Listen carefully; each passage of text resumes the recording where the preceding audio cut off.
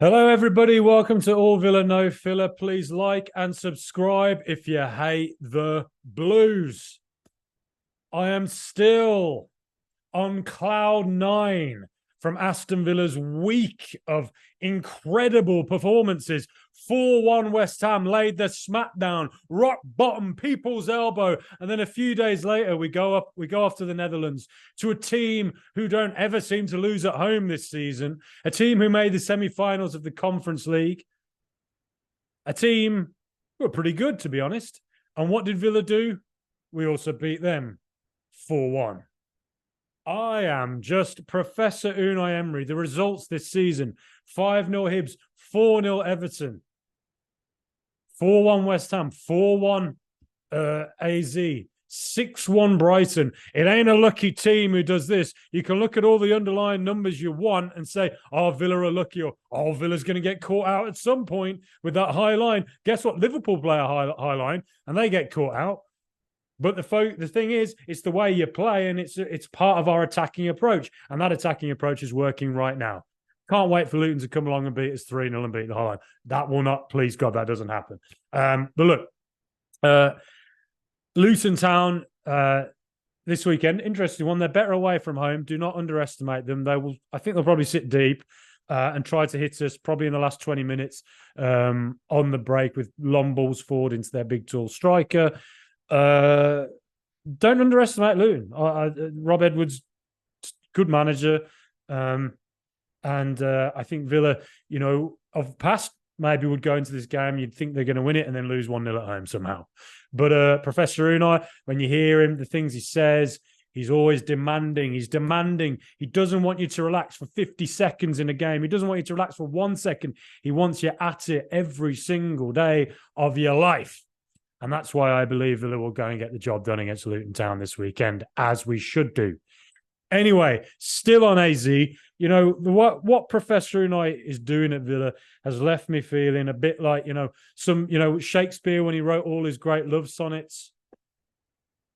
Christine McVie, Birmingham's own, Fleetwood Mac when she wrote Everywhere. Do you hear me calling out your name?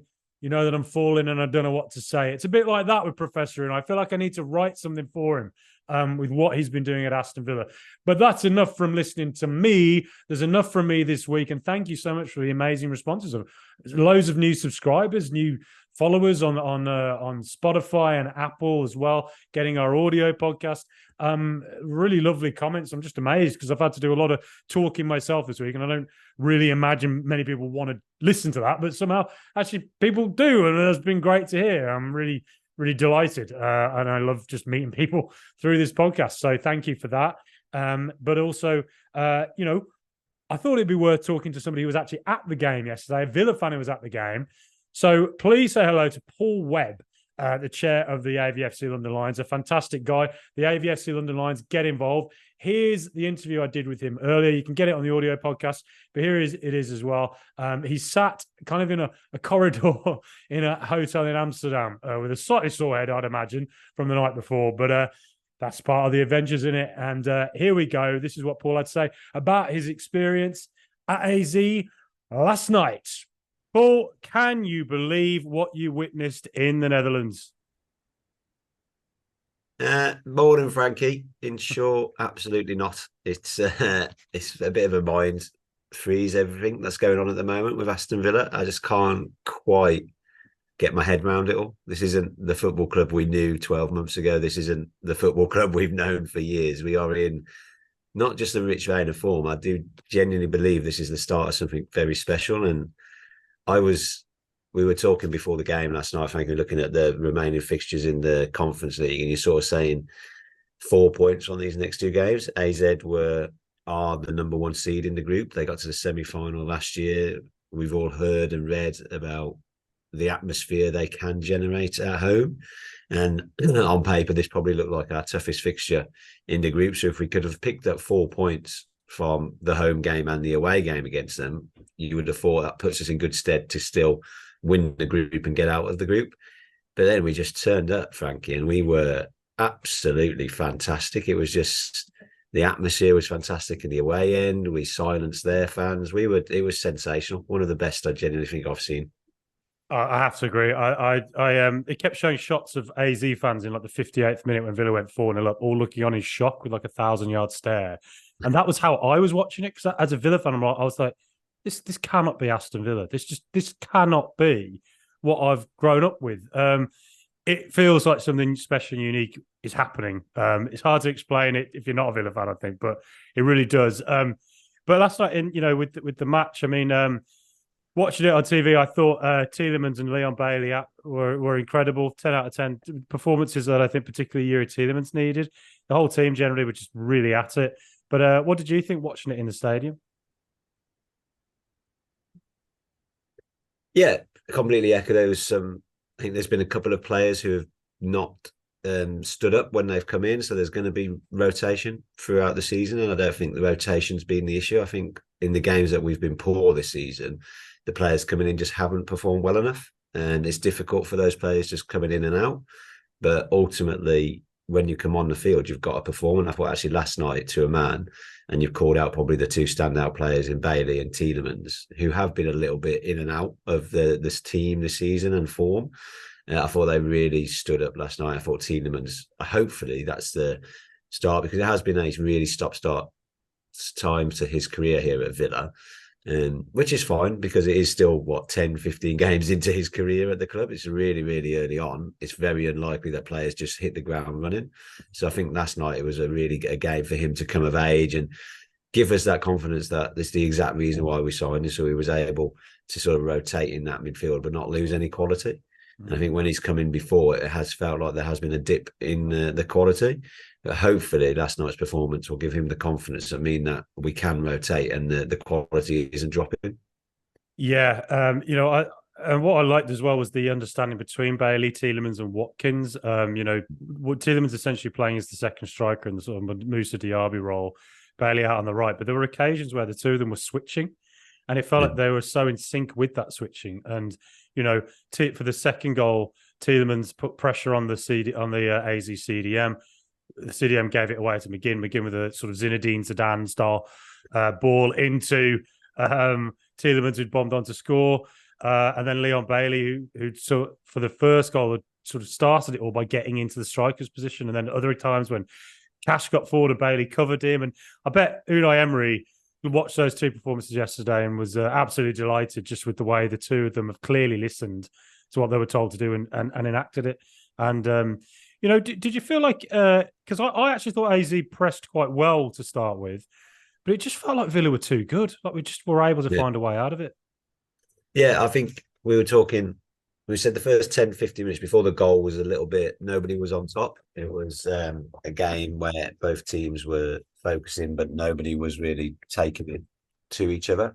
And then after the goal, I felt we were in complete control throughout. And I thought they had a good game plan, but I was really surprised at how poor AZ were. I think that might be just down to how well we were, or how well drilled we were, how organised we were, how clinical we were throughout the game. It's like every chance we had, we looked like we were going to put away, and we were really clinical. But it looked like there was a huge gulf between those two teams last night, which really surprised me. I just think we were excellent, and it was almost like a role reversal to the Legia game. It's like the whole day yesterday, Frankie, was so well organised from a fan's point of view. They had a great fan zone nearby, buses taking us to the ground, including allowing us to drink on the buses and stuff like that. And it meant that when we got into the ground, we were creating the atmosphere. I was expecting a Legia Tifo-esque display, and there was nothing. There was about one block of their fans who were in. The rest of the ground was empty. They didn't create any atmosphere. And I think we as fans and as a club were a bit intimidated over in Warsaw. Like the whole thing was just we were in awe of what was going on, and we couldn't settle. Whereas this time the fans were on form, and we dominated the game. We wanted to put our stamp on the game, and it really felt like we're in Europe now, and we are favourites for this tournament for a genuine reason. When you think AZ are up there as well, there was a huge goal for last night, and it's hard not to sit this morning. Obviously, a few beers last night around Amsterdam, but sit here and not be a little bit optimistic for once as a Villa fan as to what could be happening in the next few months. Yeah, I mean, you could really hear the atmosphere on TV as well. It was only the Villa fans you could really hear. You know, it was so loud that it even drowned out Robbie Savage's commentary, which was an added bonus, to be honest. You're welcome. You're welcome. I'm glad we were able to do that for you, mate. Yeah, thanks for that. You can make a habit of that if you want. But I think you know, you mentioned the experience there. What was it generally like then? It was just a great time out there for the Villa fans. Yeah. So I flew out yesterday morning, so there was a little bit of a delay on the flight. There was lots of fog here in Amsterdam, but a lot of Villa fans were over here the night before. So I've seen videos of Villa fans enjoying the canal area within Amsterdam, and there's rumours there was over like 3,000 people here without a ticket. Everywhere you went last night after the game, you'd just be walking around the streets of Amsterdam, and you'd be seeing random pockets of Villa fans. So you just turn a corner and hear a random John McGinn chant, and then you turn the next corner and hear a Zaniola chant. It's such a bizarre situation. But we were encouraged to meet at a fan zone nearish to Alkmaar. So Alkmaar is about a 30-minute train ride from Amsterdam. Okay. And everyone was just so friendly. Everyone was helping us, especially with the way that Dutch football's been in the press recently. I was a little bit, not on edge, but a little bit wary that there could be a little bit of trouble around. Yeah, after the Knowles incident with West Ham last year. Yeah, exactly. And there's been lots of things that are happening at Ajax recently. But yeah, they just had buses running from the fan zone direct to the stadium, where they dropped us off. It was fantastic. The ground is almost like a small St. Mary's. It's only one tier, so there's only 16,000. Frankly, I've never got hurt so much in my life celebrating goals because their chairs don't fold up. So they're just permanently in this position. So the back of my legs is just torn to shreds. So I could have done without us scoring 4 goals. That was a little bit excessive. And then after the game, we were kept in for what felt like 15 minutes straight. There was about 4 or 5 buses waiting. They got all the fans that they could on the bus straight to the train station. There was a football special train waiting for us. They went back on the buses to collect the rest of the Villa fans, put them on the same train. So all the Villa fans got on the same train, straight back into Amsterdam. And we were in Amsterdam by local time, about 20 past 10, I think. So it was just so well organised, Frank. And it was quite refreshing to be treated as a human, as an away fan in Europe. Like usually you get penned in, you're expected, you're not allowed to drink for about 7 hours between the kickoff and after the game. But they treated us really well. And I didn't see a single bit of trouble. I didn't see any incidents. As I saw, all the pubs were really welcoming that we went into. And it's just been a fantastic away day, Frankie. And obviously when you win 4-1, it helps so much that. I think the way that the locals have treated football fans in this instance is a lesson for other clubs to follow. Wow, that's a really interesting point because, yeah, I think there was a lot of concerns about going over there before the game, particularly with what's been happening in Dutch football, what happened with West Ham there in the semi-final last season. So yeah, that's interesting to hear.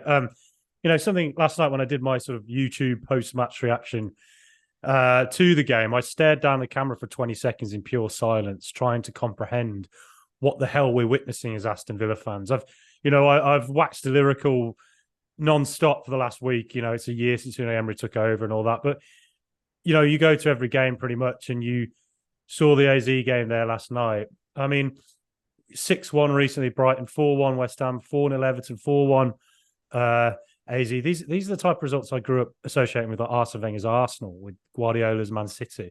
I mean, I'm not one to get too carried away, but what do you think we're witnessing at Aston Villa at the moment?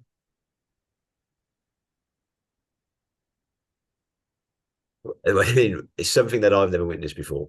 Genuinely can't remember. Like we have had, and then was the Blues 5-1, and I think we then beat Wigan 4-0. So there was a run of really high scoring games in that window. But this is something where now I have a confidence around the club. The club has confidence in itself on the field. You know for a fact now that a team has to play really well to beat Villa. Whereas I look at last season and certainly at the beginning part of last season at home, we would give teams half an hour of every game at Villa Park.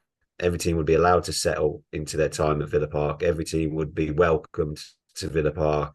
and it'd be treated. It's such a nice place to play. Come and play football with us, and we might try and dictate the game for an hour, but you're going to get some time. Emery has completely changed the culture and the mindset. It's like they're coming to Villa Park and they have to earn a point here. They have to earn something if they want to come to our ground and take it away from us.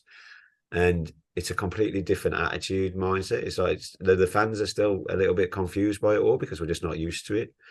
But the players, you just go into a game and you know that if a team beats us, they're going to have to do something special at the moment to beat us. We are probably the most the country, I would say. Just long may it continue. No doubt Luton will turn up on Sunday, and that'll be a real sickener that we failed to beat Luton or something, and that'll be right now. This is the Villa I know and have loved for many years. But I just think it is literally just down to one man, Frankie. Your professor, he has just changed the culture. Like he's a tactical genius. We sort of that's a given with the history he had. That's not a surprising, but the way he's transformed players who were playing before, it's not like he brought in a load of new players.